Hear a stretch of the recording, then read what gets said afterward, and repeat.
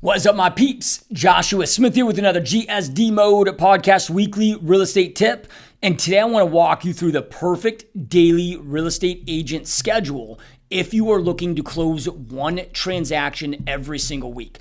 So this is the schedule that I followed throughout, the first 10 years of my career until I got to that point where I exited from production, meaning, built my team to the point where my job became a full-time team leader, recruiting, supporting agents, coaching, training my agents. But while I was in production personally, this is the schedule that I followed. Helped me sell 48 homes my first year, 100 as an individual agent with no admin, no support, just me. 103 my second year with admin support. Then I started bringing on agents that exploded us to 300 plus unit count year 3, and then kept growing from there. This is also the schedule that I put on any of my agents, any of my coaching clients that again are individual agents that are not on a team, that do not have any staff, but are wanting to build up to popping and closing one deal every single month. One deal every single week. And why is that one deal a week important for a lot of people is, that's usually the sweet spot where, you're busy enough, but then you also have the financial means to bring in a full-time assistant. Then from there, now you're able to bring in a full-time assistant, buy yourself back 40 hours a week, where then this is what allowed me to go from 48 deals a week, 48 deals my first year to 103 the second. Wasn't that I was doing anything different. Didn't do additional strategies. Wasn't that, I plugged in a badass admin that could take all the essential non-money making activities off my plate. So I was able to focus 90% of all my time and energy onto money making activities. So essentially allowed my business to double in that second year. So whether you're looking at doing that or not, if you're just like, hey, I just want to be closing a deal a week and get to that point consistently, or even if the number's less, this is still just a great damn schedule to go out there and follow when it comes to this. Now, in this current market, we have to have the right schedule. You can't wing it. You got to operate with precision. You got to know exactly what you need to be doing inside your day, every single day. One of my mentors always says, Josh, if you can't ever, if you want to create success, kind of botching what he says, but he's like, dude, if you want to create success, you must never enter a day without it being committed to paper first. You should know from the second you wake up to the second you go to bed every single day, what you must do for that day to be a win. So in order to do that, though, you need to make sure that you have a plan with precision so you know exactly, what are your lead gen activities, right? How much energy and effort with those activities, not just to generate the leads, but then follow up all of those things that you need to do to go out there and maximize conversion so you can get the customers, get the clients, get the closings. So today I'm going to be mapping out the schedule itself. I'm not going to be talking about the actual strategy to go out there and generate leads. I've got tons of podcasts on that. But if you are looking and wanting my help with coming up with the best strategy plan for you based on your goals, your personal situation, I'm more than happy to jump on a 100% free Zoom coaching call with you, strategy coaching call with you, no strings attached, 100% free. Just do this for GSD Mode podcast listeners. Well, we're going to spend an hour together and we will map out where your production's currently at, what your 12-month goals are, what your long-term goals are, what you're currently doing, what your biggest obstacles are, what your market is, situation. We got to take those things into account, what your current schedule is, what your commitments are outside of real estate, how much hours do you have available to you, all of those basic things that we need so then I can help you craft and ensure that you have the best right lead gen strategy in place to get you from where you're at to where you want to go. So this is a strategy coaching call, 100% free, no strings attached. If this is something you'd like to take advantage of, go to www.gsdmode.com/strategy call. And I'd love to jump on and jam with you and help you get dialed in inside your business. All right, so again, we're going to be mapping out the example schedule. So first I'm going to go through Monday through Friday, then I'll go through weekends, right? So here's what I put everybody on. And this is, again, what I followed pretty much the whole time I was in production until I got to the point where I was able to exit from production in my own real estate business. Now, before I give these hour time slots, I want to say this. The hour time slots themselves don't really matter. I'm going to start off at 7 a.m. as an example here. If you're like, well, dude, I got kid drop off. I can't get in the office till 8 or 8:30. Okay, cool. Move these around, right? It doesn't matter if you start your workday at 6 a.m. or 10 a.m. As long as the work gets done, it doesn't matter. These are just examples that I'm going to give you. Monday through Friday, 7 a.m. is when you're going to start your workday. And again, you can swap out 7 a.m. for any time that you want. But that first hour, I guess I should say. So 7 a.m. to 8 a.m., responding to any urgent messages, and only urgent. So urgent messages that came in from the evening before, early morning, that you haven't yet had a chance to reply to that are urgent. Then from there, updating your CRM with any leads that came in, the evening before, whatever, that you haven't had a chance to make sure that they're updated, organized on the right drip plans, all of that. Then from there, getting prepped for your daily prospecting and or your daily lead follow-up time. So that's going to depend on, dude, are you prospecting based? Are you outbound based or are you inbound based? Right? So that's going to differentiate. And again, we're not here today to talk about lead gen strategies. You can jump on that Zoom call and help you dial on those. But either way, they both are going to take getting on the phones, whether it's outbound or follow-up or a combination of both. We gotta do the calls. Appointments get set on the phones. Okay, so 7 a.m. to 8 a.m. is those three things, right? So again, responding to any urgent messages, updating your CRM for any leads that came in the night before, making sure they're set up correctly, and then getting prepped for your daily prospecting and or daily follow-up calls. Then from 8 a.m. to 10 a.m., boom, that is where we're pounding the phones. That's where we're doing our daily prospecting calls and or our daily follow-up, lead follow-up calls. So we got a 2-hour time block to just knock those out, get those done. Why do I have that time slot in the morning? I get asked this a lot. Is always that the best time to get a hold of people? No. Yeah, afternoons, early afternoons, like 4 to 6, 4 to 5, 4 to 6 is more of an optimal time of getting people on the phone where you have slightly higher answer rates. But optimal doesn't always mean optimal. Why do I say that? Okay, so most of us, including myself, not everybody, but the vast majority, it's like, 1 out of 1,000 maybe has a different, concept to this, but the other 999 of us, kind of fall in the same camp. Where it's like, okay, doing our prospecting and our follow-up calls is kind of the part of the day that sucks, the part of the day that we kind of dread the most, right? It's like, for me, it's like, that's the part I've always hated the most. Pretty much every agent I've ever had a conversation with hates that the most. So it kind of comes back to like Brian Tracy's, famous book of Eat Your Frog First. Early in the morning, we have the most willpower, or the highest level of willpower. So like, get that hard shit out of the day, earlier on, as early as we possibly can from a willpower standpoint. Plus, the longer the day goes on, the higher the probability that you're going to have distractions come up. So I always compare this to working out. So, okay, the best time for me to work out, because my form of working out is resistance training. So I have resistance training and I walk a lot, right? So with resistance training, okay, the optimal time for me to work out would be, probably like 2, 3 in the afternoon. It's kind of like, middle of the day for me.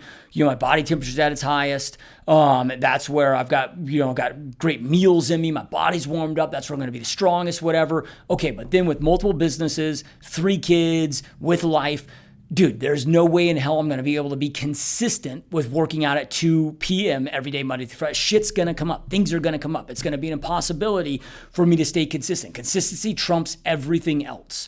So this is why I like this 8 a.m. to 10 a.m. time slot.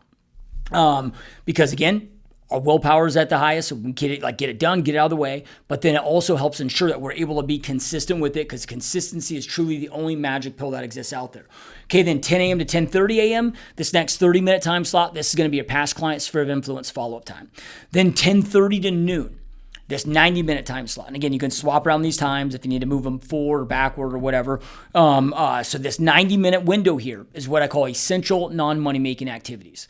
There are essential things that need to get done to get deals closed, to work with clients, whatever, to get deals across the finish line, but they're not money-making activities, right? So let's just say I got this deal under contract, I need to order the home inspection. I'm going to put that in this time slot. Because again, this is a schedule where an individual agent, no assistance, I'm doing all my paperwork, all this stuff myself. Okay, I got to update my clients. It's like, okay, every Tuesday and every Friday, every one of my clients under contract gets a detailed update of where we're at from me. Now if there's any essential, important, urgent things that they need to know, I'll get in touch with them immediately. But every one of my clients knows as soon as they go into contract, every Tuesday and every Friday, they're going to hear from me around this time with a detailed update of where we're at, status, all of that stuff, right? Every single seller, as an example, that's not under contract knows on this date, by this time, they're going to get an update from me, right? So I look at these as, okay, these are essential things that we need to do to work the business that we have, but they're not money-making activities. Why do I not classify them as money-making activities? I think of money-making activities, let's just say you got 3 deals under contract. A money-making activity is something that's going to lead you to having 4 deals under contract, then 5 deals under contract, then 6 deals under contract. So this is nurturing business that you already have. So we got money-making activities, then we got essential non-money-making activities. So 10:30 to noon, this 90-minute time slot is essential non-money-making activities. Paperwork, emails, return client messages, all of that stuff. And if you are extremely focused, you remove distractions, like you can bang that out in 90 minutes a day.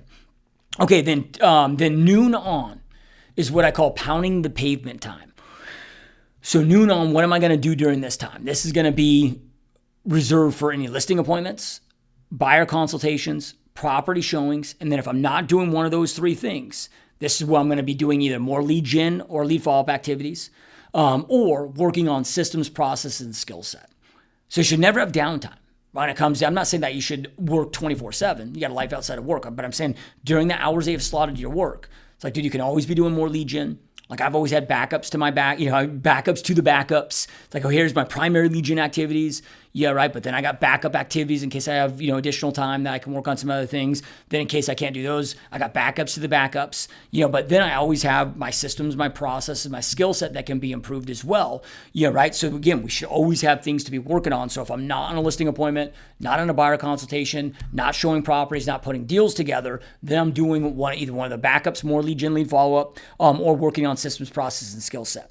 So noon on, I want to do as much as I can to adhere to and be strict with my schedule to follow that. Now, full disclosure, because I get this question a lot. Well, Josh, what happens if I have a listing appointment and the only time that they can do it is at 8 a.m. and that would be my 8 a.m. to 10 a.m. time slot? Yeah, right? Would you say no to them? No. For me, there's some, people in our industry, some top producers that they're so strict with it, they do say no to that. For me, I'd be lying to you if I said that I adhered to that. I didn't, and I don't, right? Like I will make adjustments. Now it's very rare. So when somebody's like, if I'm having a conversation about a listing appointment, buyer consultation, showing properties, agent recruiting meeting, it's, once we have that, when I'm leading into the appointment setting, go through my appointment setting script, when I'm done with that, it's, hey, I got this time available tomorrow. Does one of those work good for you? Right now, what about this time on Tuesday? Does one of those work for you? No.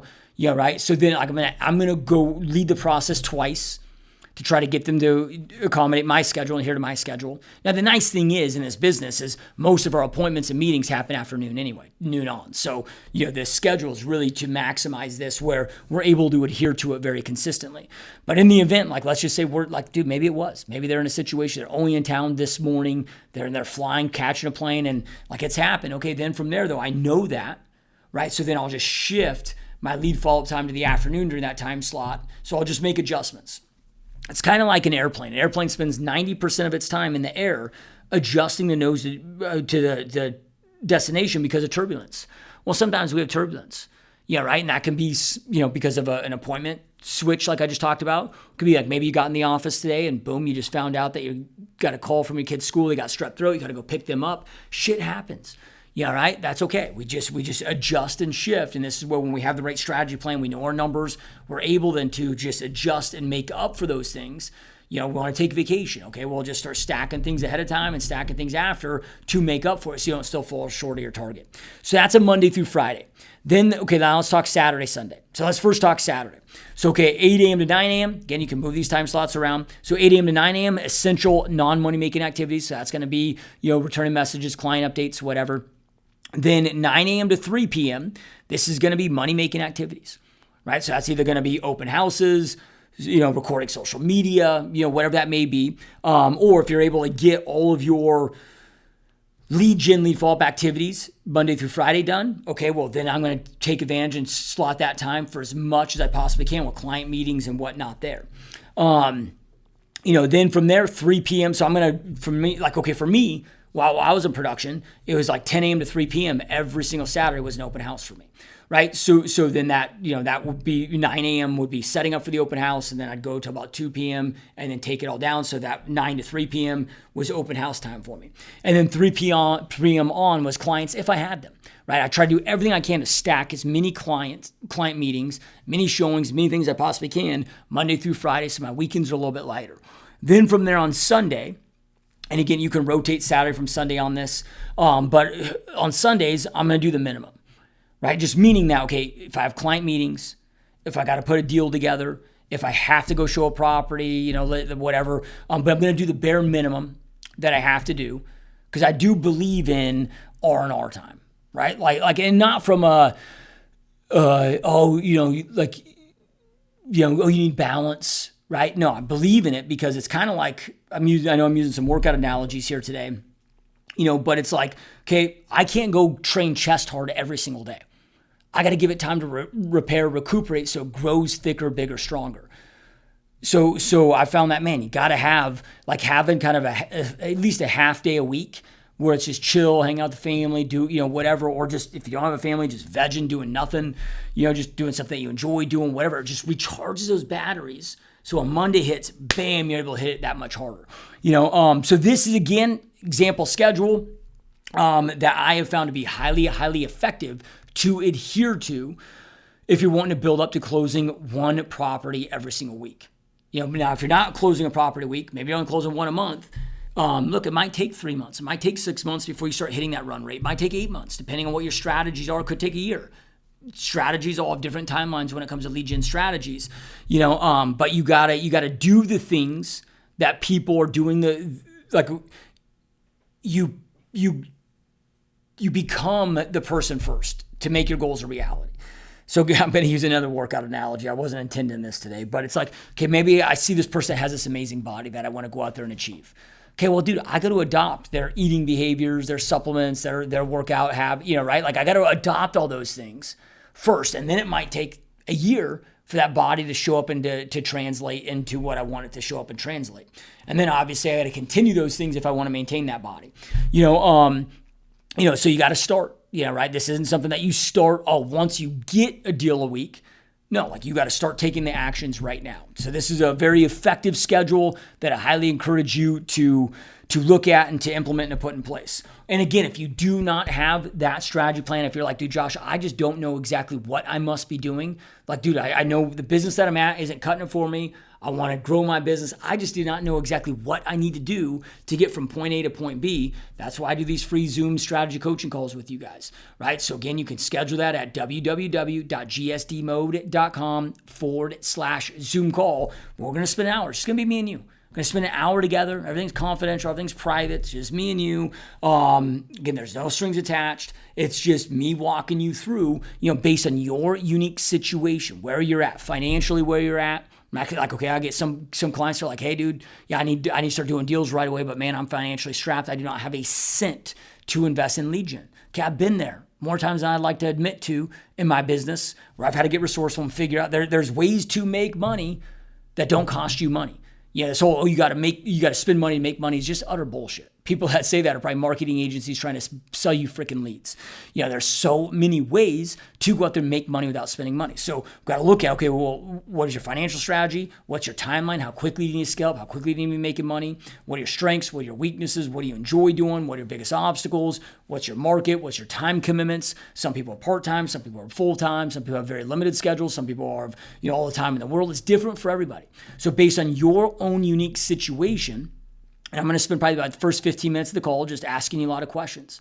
Then from there, based on your unique situation, I'm going to put together, hey, if I were in your shoes, if I were in your exact situation, here's exactly what I would do to get from where you're at to where you want to go to. And I will make sure this, you have my word on this, that you will not leave this free Zoom coaching call without knowing exactly what you must do to get from where you're at to where it is that you want to go. You have my word on that. I will make sure that you are like a freaking horse with the blinders on, where you know exactly what it is that you must do. So again, if that's something you want to take advantage of, I know a lot of you guys are out there struggling right now, and I'm here to support you. So go to www.gsdmode.com/Zoom call. All right, guys, keep crushing it. Keep up the amazing work, and I will talk to you next time. Peace.